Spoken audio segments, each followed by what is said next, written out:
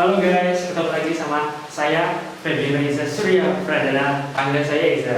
Saya dari jurusan Psikologi Universitas Negeri Semarang. Saya mendapat tugas untuk menerangkan pasal dari Kode Etik Psikologi itu sendiri, yaitu pasal 38. Nah, bagaimana kelanjutannya kita lihat nanti. Ya, dan gue dalam menjelasin pasal 38 Kode Etik Psikologi ini nggak akan sendirian. Aku akan bakal ditemenin oleh salah satu temanku, Raka. Cik cik cik cik cik. Ya, di sini Kode Etik Psikologi pasal 38, yaitu rancangan dan penjabaran program pendidikan dan atau pelatihan. Ya, dan ayat 1 akan dibaca oleh teman gue, yaitu Raka. Psikolog dan atau ilmuwan psikologi yang bertanggung jawab atas program pendidikan dan atau pelatihan mengadakan langkah-langkah yang tepat untuk memastikan bahwa program yang dirancang memberikan pengetahuan yang tepat dan pengalaman yang layak untuk memenuhi kebutuhan. Ya, jadi maksudnya adalah dari pasal 38 ayat 1 ini adalah psikologi harus mengadakan langkah-langkah yang tepat dan memastikan bahwa program yang dibuat itu memberikan pengetahuan yang tepat dan pengalaman yang layak. Ayat kedua, psikolog dan atau ilmuwan psikologi mengambil langkah yang memadai guna memastikan penjabaran rencana pendidikan dan atau pelatihan secara tepat dengan materi yang akan dibahas. Dasar-dasar untuk evaluasi kemajuan dan sifat dari pengalaman pendidikan.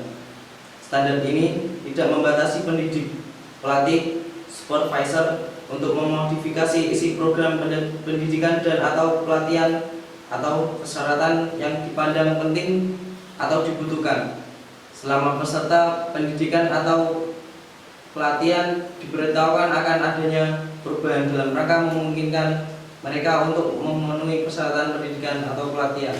Ya, jadi maksudnya adalah dari ayat kedua pasal 88 ini, psikologi harus mengambil langkah yang memadai guna memastikan penjabaran rencana pendidikan dan atau pelatihan secara tepat dengan yang akan dibahas. Jadi di sini psikologi harus bisa memberikan ilmu yang memenuhi standarisasi, dan psikologi harus bisa tidak memberi batas untuk memodifikasi program pendidikan, karena dari memodifikasi program pendidikan itu kita bisa menjadikan itu sebagai dasar evaluasi untuk kemajuan dan sifat dari pengaruh pendidikan tersebut. Ayat yang ketiga, psikolog dan atau ilmuwan psikologi menyusun program pendidikan dan atau pelatihan berdasarkan teori dan bukti-bukti ilmiah dan berorientasi pada kesejahteraan peserta pendidikan dan atau pelatihan. Jika psikolog atau ilmuwan psikologi menggunakan program yang telah disusun oleh pihak lain, maka ia seyogyanya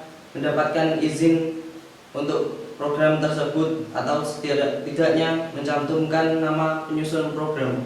Jadi maksud dari masyarakat ini ayat 3 pasal 38, psikologi harus menyusun program pendidikan dan atau pelatihan yang berdasarkan teori-teori dan bukan bentuk pemilihan yang benar, sebenarnya bukan penelitian yang berdasarkan asumsi.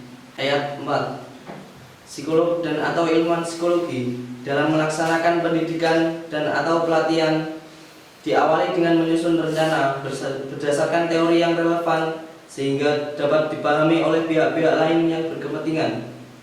Psikolog dan atau ilmuwan psikologi membuat desain pendidikan dan atau pelatihan, melaksanakan dan melaporkan hasil yang disusun sesuai dengan standar atau kompetensi ilmiah dan etik.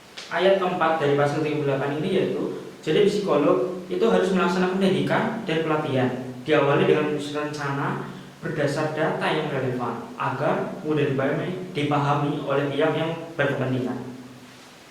Jadi gini guys, kan barusan gue udah ngejelasin semua ayat dari pasal 38 dari Kode Etik Psikologi ini.